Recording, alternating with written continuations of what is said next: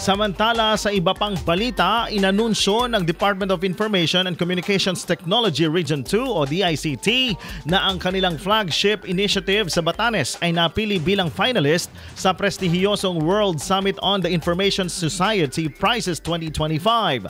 Ang proyekto na pinamagatang Connecting the Islands of Batanes from Isolation to Digital Inclusion ay napili mula sa mahigit 700 na global entries at kasalukuyang nakikipagkompetensya sa Category 2 Information and Communication Infrastructure. Layunin ng proyekto na malutas ang matagal ng digital divide sa Batanes sa pamamagitan ng pag-deploy ng higit 120 high-speed internet hotspots na pinapalakas ng satellite technology sa lahat ng 6 na munisipalidad ng lalawigan. Ang mga hotspots ay inilagay sa mga mahalagang lugar tulad ng mga municipal hall, ospital, paaralan at mga tanggapan ng gobyerno. Binigyang diin ni Jimenez na ang proyekto ay hindi lamang tungkol sa pagbibigay ng internet access kundi pati na rin sa pagbubukas ng mga pagkakataon para sa mas magandang healthcare, digital learning, disaster resilience at mahusay na pamamahala.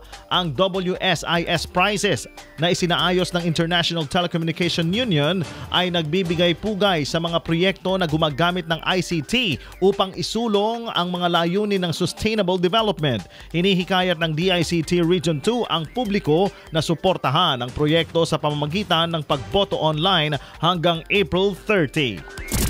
IFM News.